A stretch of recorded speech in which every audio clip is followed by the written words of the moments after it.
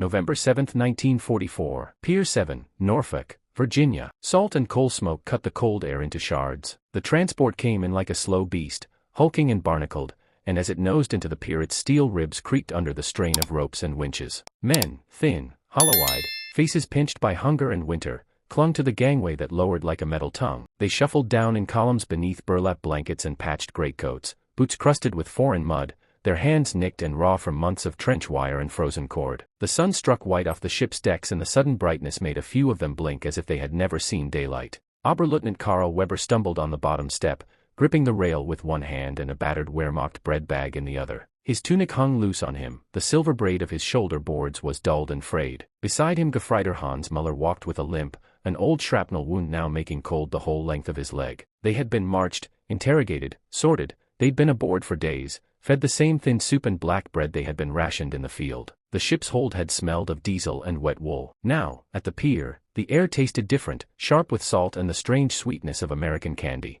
At the base of the gangway Corporal James Riley of the 2nd Transportation Battalion lifted his clipboard and blinked at the column of prisoners. He wore a windbreaker, khaki hat pulled low against the wind, and a steady, efficient smile. Beside him a Red Cross truck idled, its engine ticking. Someone on the dock, an off-duty sailor, popped open a case of chocolate bars meant for the troop ship's crew. A handful of wrappers glinted in the sun like small flags of color against the gray. The first thing the German soldiers noticed was the food. It was an almost ridiculous, immediate thing. Bread that smelled sweet and yeasty, tins of condensed milk whose labels showed fat cows lounging under a sun, crates of canned fruit stacked like treasure. A corporal with a clipboard passed out wrapped loaves and made a show of slicing open a tin of peaches and scooping them into paper cups. Hans's eyes widened until they became small moons. For months he had gnawed at stale biscuit and the occasional morsel of gristle. He had imagined that prisoners, once cuffed and surrendered, would be stripped of every comfort. Instead, an American sergeant was handing slices of pie on paper plates. Weber tasted a spoonful of soup when it was offered, thick, steamy, with flecks of celery and fat. The heat burned the cold from his chest. He felt something rise in him like shock or laughter,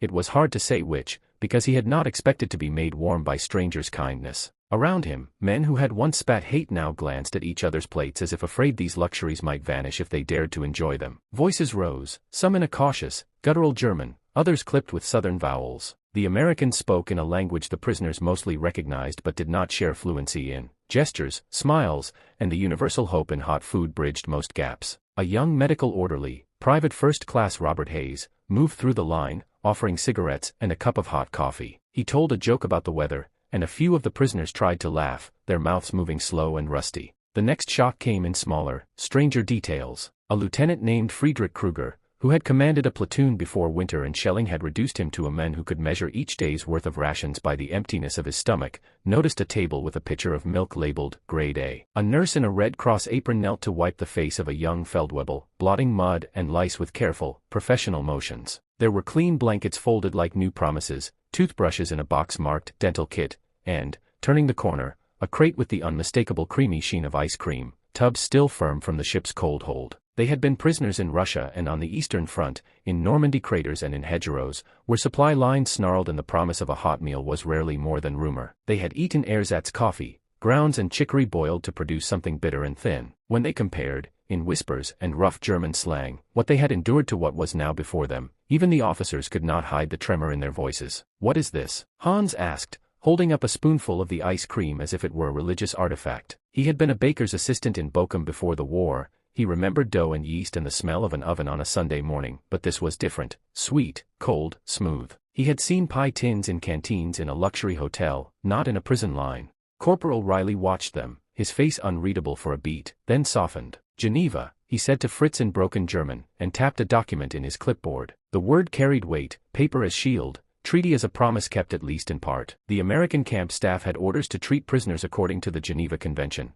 Adequate food, shelter, medical care. For many of the German soldiers these were not abstractions but the nearest thing to a miracle. As they mounted the buses that would take them inland to camps, green-painted hulks with barred windows and names stenciled in white, the prisoners carried more than their rucksacks. They carried a small, impossible question. How could an enemy nation, at war with them, treat them with something resembling abundance? The answer lay ahead in paperwork and barracks, in kitchens with roaring ovens, in mess hall number 3 where lines moved swiftly and men were taught the strange American habit of asking, "Would you like scones?" It was a disorientation that tasted at first of sugar and at second of something more troublesome, the faint, corrosive ache of surprise. November 10th, 1944.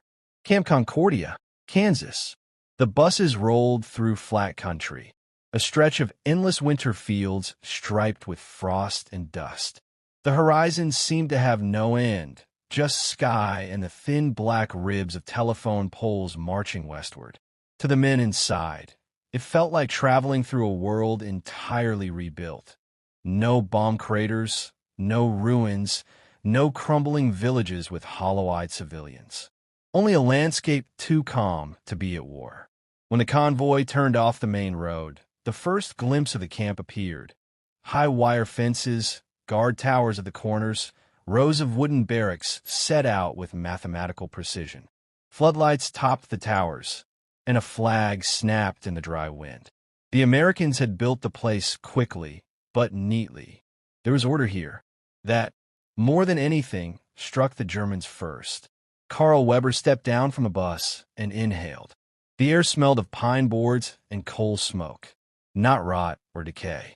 Behind him, Hans Muller looked around, scanning for the signs of cruelty every prisoner expects.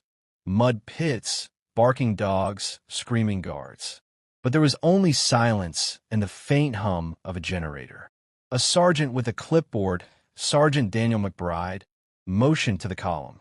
"Welcome to Camp Concordia, gentlemen," he said, his Kansas accent thick and unhurried. "You'll be processed, deloused, and assigned to quarters. You'll eat after that. No funny business.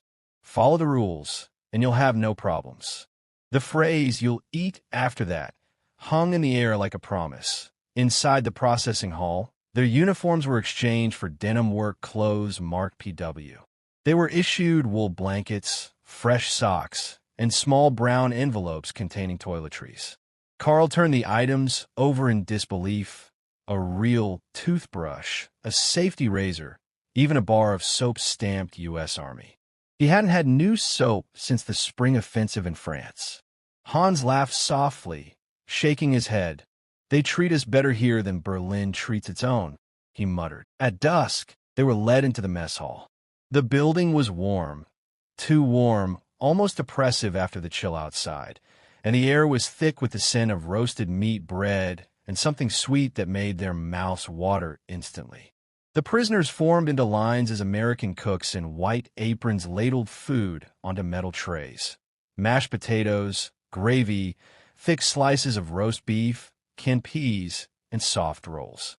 At the end of the line, an older soldier with gray hair handed out dessert, chocolate pudding in chipped white bowls. Hans stared at the tray as if it were a dream. He turned to Carl. "Look at this," he whispered, his voice trembling. "Meat, real meat. When did we last have this much?" Carl did not answer. He was watching the American guards. None shouted. None strutted. They ate at their own tables nearby. The same food, the same coffee poured from the same dented metal pots. One guard even laughed, spilling a little coffee on his sleeve, and another passed him a napkin. The easy familiarity between them made something ache in Carl's chest. He realized how long it had been since he had seen men act normal. The first spoonful of food nearly made him dizzy. He had grown used to the dull ache of hunger, the endless substitute rations of turnip soup and sawdust bread, the taste of beef and salt and gravy. It was like a message from another world. He ate slowly at first, as if expecting someone to snatch the tray away. Around him, other prisoners ate in near silence, punctuated only by the scrape of spoons and the occasional soft exhale of disbelief. When the guard called lights out later that evening, Carl lay on a clean mattress, covered with a wool blanket that still smelled faintly of detergent. He stared at the rafters of the barracks. There were no rats scratching in the corners, no groans of wounded men. Somewhere outside, a guard's radio played faint jazz, a trumpet, low and warm, drifting through the Kansas night. For the first time in years, he felt full. But the fullness came with confusion. How could the enemy, the people his government had told him were decadent, greedy, soulless, treat him not as a beast, but as a man? What did that say about everything he had believed? The next morning brought more small shocks. They were woken by a bell, not by shouting. Breakfast was eggs, bread, and oatmeal with milk. After roll call, the camp commandant, Colonel Harold Whitmore, addressed them through an interpreter. You will be assigned light work, farming, carpentry, maintenance. You will be paid in camp script for extra comforts from the canteen. Follow the rules, and you will live decently. Hans leaned over to Carl. They pay us to work? He whispered. Carl only nodded, staring at the orderly rows of American soldiers, their clean uniforms, their confident, relaxed faces. They were not starving, not exhausted, not afraid of their own officers. The contrast burned like sunlight against the eyes of men who had spent months watching their own army crumble. That evening, Hans bought his first Coca-Cola at the camp canteen, a bottle chilled in ice, condensation sliding down the glass. He took a sip, winced at the sharp sweetness, and laughed. Do you think the Fuhrer knows about this? He said jokingly, offering it to Carl. Because if he did, he'd have to admit, we've already lost. Carl didn't smile. He just looked at the bottle, at the American flag painted on the wall behind the counter, and said quietly, I think he does. That's why he hates them. Outside, the guards watched them with mild curiosity, leaning against the fence, rifles slung loose. Overhead, the same stars stretched from Kansas to Europe, but in that moment the war felt far away, as if it belonged to another century. And for the first time since capture, the men of the Wehrmacht began to wonder what freedom really meant, and whether they had ever known it at all. December 1944. Camp Concordia, Kansas. The snow had begun to fall in small, hesitant flakes, not the kind that smothered trenches and tanks, but the soft dust that covered the camp roofs like sifted flour. Inside Barack 12, Carl Weber sat at a wooden table, pencil in hand, writing a letter home under the flicker of a kerosene lamp. The U.S. Army issued prisoner stationery once a month. One sheet of line paper, one envelope, both marked examined by prisoner of war censor. He paused, staring at the words he had already written. Dearest Marta, you will not believe this, but we eat well. Too well, perhaps. The food is warm, the bed's clean, and there is music on Sundays. He stopped there, the pencil tip hovering above the paper. How could he explain the strangeness of this? That he, a captured enemy officer, was better fed than the civilians of his own homeland. Across the barack, Hans was carving a small wooden airplane from a scrap of pine. The men around him were laughing at a joke one of the guards had told earlier, something about Kansas weather being a better shot than the Luftwaffe. It made them chuckle in spite of themselves. The laughter felt foreign, rusty. Outside, the mess hall bell rang. By now, they knew the rhythm of the camp. Breakfast at 6, roll call, work assignments, lunch, recreation, lights out at 9. Predictable, almost peaceful. Some of the prisoners worked in local farms harvesting wheat. Others mended fences or built furniture for the camp. For their labor, they received small wages in camp scrip, which they could spend on soap, writing paper, or small luxuries. Cigarettes, candy, Coca-Cola. The Coca-Cola had become a symbol. When Hans took a long drink after a day hauling lumber, the fizzy sweetness hit his tongue and burned his throat. He laughed like a boy again. They drink this every day, he said to Carl. Every single day. Carl didn't answer. He was watching an American soldier, a young man no older than 20, sleeves rolled up, clean uniform pressed, sipping from his own bottle while leaning against a jeep. The soldier saw him watching, raised the bottle in a friendly salute, and said, Good work today, Lieutenant.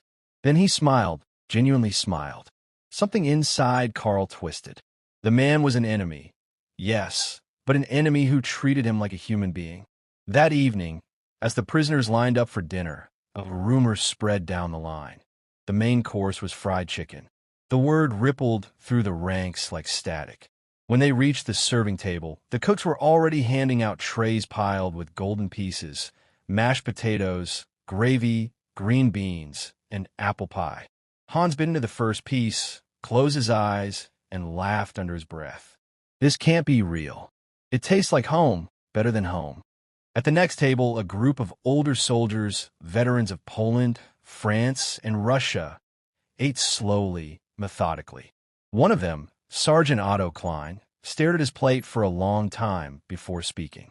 When we were in Smolensk, he said, we boiled horse meat. And before that, leather belts. And now, he gestured at the plate. Now the enemy gives me a feast. Karl nodded, silent. The smell of the fried chicken and the warmth of the hall made the memory of the Eastern Front feel impossibly far away. The frozen dead, the hunger, the hopeless orders. Here, in captivity, he could breathe again. But breathing came with guilt. After the meal, he stepped outside into the crisp night. The sky was a deep violet, stars burning steady above the prairie. Beyond the fence, the guards were smoking and talking in quiet voices, the glow of their cigarettes pulsing in the dark. Somewhere beyond that, a train whistle blew, long and mournful. Karl thought of his wife, of Berlin under blackout curtains and rationing. He imagined her standing in line for bread, her ration card clutched in a trembling hand. And here he was, her husband, the defeated soldier, eating like a king. He felt shame rise like a tide. Hans joined him outside, brushing crumbs from his coat. You're thinking about home, he said. I can see it. Karl nodded. They told us the Americans were monsters, he said quietly. Savages. They said we were fighting for civilization itself. He turned toward the lights of the camp, each bulb glowing like a small sun. But what if the civilization we were fighting for doesn't exist anymore? Hans didn't answer. He didn't have to. The question hung there, drifting up with the faint snowflakes until it vanished into the dark. Weeks passed. The camp celebrated Christmas with decorations. Paper stars, candles, and even a small pine tree placed in the center of the mess hall. The American guards distributed fruitcake, and one of them, a corporal from Ohio, played Silent Night on a harmonica. The Germans joined in, the melody shared across the language barrier. Karl sang softly, his voice trembling. For the first time since the war began, the song wasn't about victory or defiance. It was about peace. When the music ended, the guards clapped, and one shouted, "Merry Christmas, fellas." In that moment, the lines between captor and captive blurred completely. They were just men, hungry, tired, longing for home, standing together in a cold December night. For the German prisoners, the food and kindness had become more than comfort. It was revelation, a mirror held up to everything they'd been told to believe. And behind that revelation lurked a quiet, unsettling truth. Sometimes defeat feeds you better than victory ever could. January 1945. Camp Concordia, Kansas. The new year arrived with a wind that cut through the plains like a blade. Ice glazed the fence wires, and the guard towers stood frosted white in the dawn light. Inside Barack 12, Karl Weber woke before the bell. The room was still dark, the air cold enough for his breath to smoke. He sat up, pulled the wool blanket closer, and listened. The muffled creak of bunks, the faint hum of a generator outside, and somewhere far off, the soft crackle of a radio from the guard station. He moved to the small window and watched the camp stirring awake. Men in gray denim shuffled to the latrine, steam rising from their mouths. Beyond the fence, the vast Kansas fields stretched endlessly, bare and golden under the first light. For a moment, he imagined there was no war, just a quiet country morning. When the breakfast bell rang, Hans was already tying his boots. "It's oatmeal again," he said cheerfully, rubbing his hands. "But with raisins today." Imagine, raisins. I can almost believe they grow them, just to spoil us. Karl smiled faintly.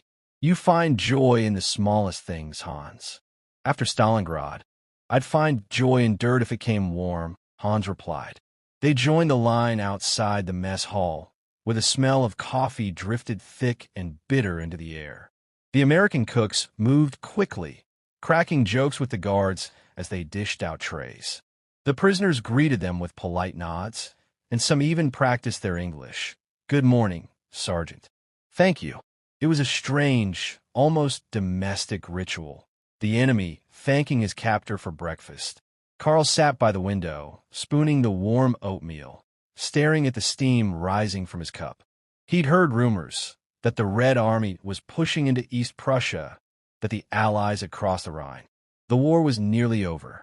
And yet here, in the heart of America, life felt suspended, as though the fighting belonged to another world entirely. A guard, Sergeant McBride, stopped by their table. "Morning, boys," he said in his slow drawl. "Got work detail at the sawmill today. Good weather for it." Hans grinned. "Always good weather when we're not freezing in Russia," he said in broken English. McBride laughed, slapped his shoulder gently, and moved on. When he left, Carl stared after him.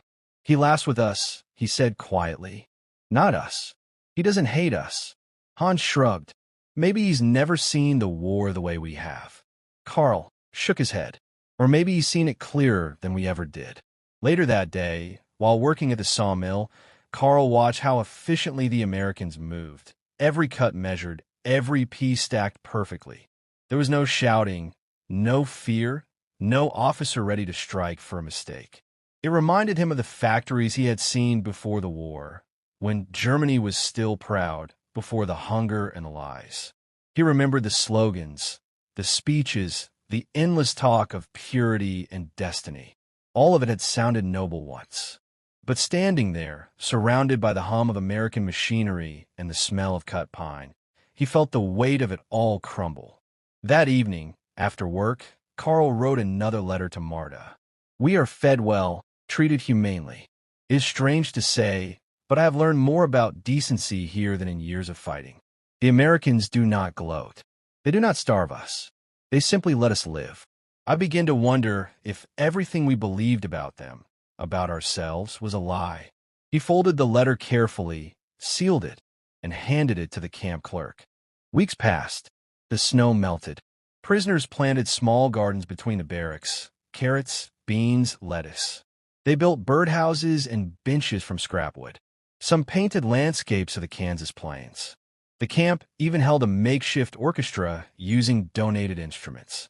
On Sundays, guards and prisoners listened together as the band played Blue Danube and In the Mood.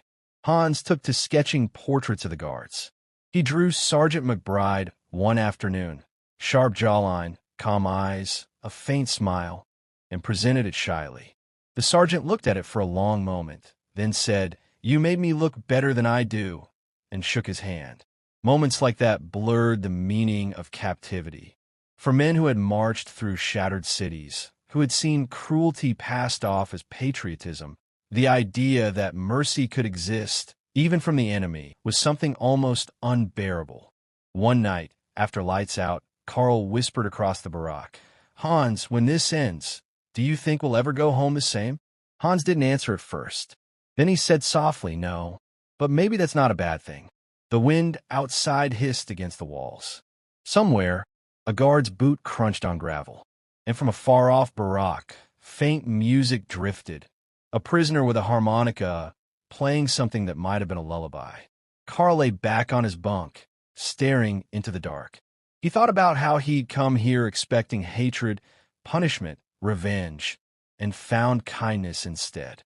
He realized, slowly, that this too was a kind of defeat, a quiet, disarming one that stripped away pride and left only truth. And it was that truth, not the food, not the safety, that he would carry home long after the war was over. August 1946. Bremerhaven, Germany. The transport ship creaked and rolled as it pulled into the harbor, its decks crowded with men in worn American denim-stamped PW. The sea air was sharp, and gulls wheeled overhead, shrieking as if to announce the ship's arrival to a homeland that barely existed anymore. Oberleutnant Carl Weber stood by the rail, his hands wrapped around the cold metal. His face was fuller now, his frame stronger than it had been when he was captured nearly 2 years earlier. The Kansas sun had burned his skin brown. The wind from the plains had toughened him. Yet as the coastline of Germany came into view, gray, broken, littered with the skeletons of bombed cranes, he felt something inside him hollow out again. Hans Muller stood beside him, a duffel bag over one shoulder. "Home," he said softly, but there was no joy in it. "It doesn't even look like it." Carl said nothing. The docks below were rubble and twisted steel. The town behind them looked dead. No movement, no color. Smoke drifted from distant chimneys, thin and weak. When the ship finally docked, an officer from the Allied occupation forces came aboard. His uniform was crisp, his accent British. "Gentlemen," he said, "you are free to disembark. You are civilians now. Welcome home." The phrase felt heavy, almost mocking. Welcome home. They filed down the gangway slowly, their boots thudding against the splintered planks. The air smelled of salt, diesel, and the faint, sour odor of burned wood. Along the street, children watched them, small, thin, wide-eyed. Carl caught sight of a boy eating from a tin can with his fingers. The child stared back at him, then darted away. Hans exhaled, his breath shaking. "They have less than we had in the camp," he whispered. It was true. Germany was starving. Bread was rationed. Coffee was chicory again. Soap was rare. The cities were ruins, their silhouettes like broken teeth against the sky. They found temporary lodgings in a half-collapsed farmhouse outside Bremen. At night, Carl couldn't sleep.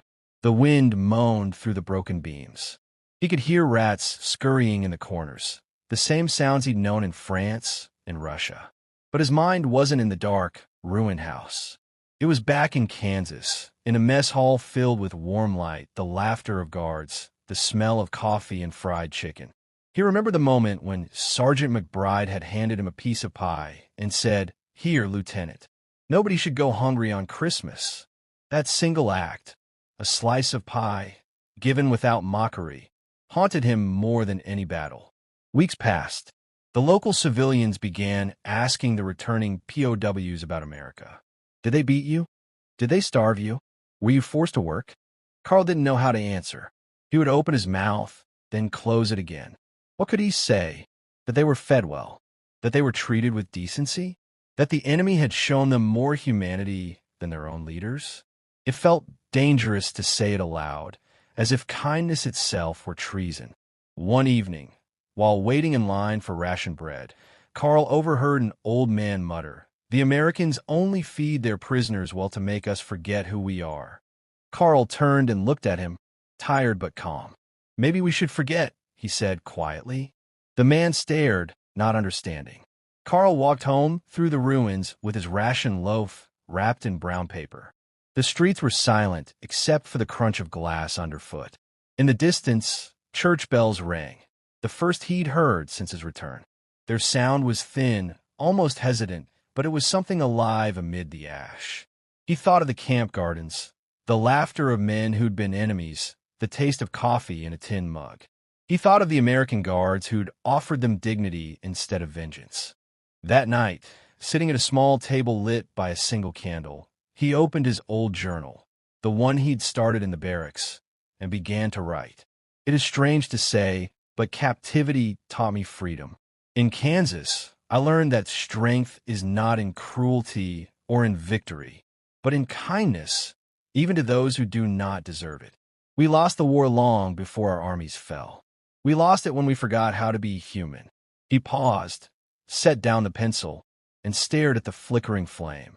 Outside, the wind carried the faint smell of the sea, the same sea that had carried him to another world and back again.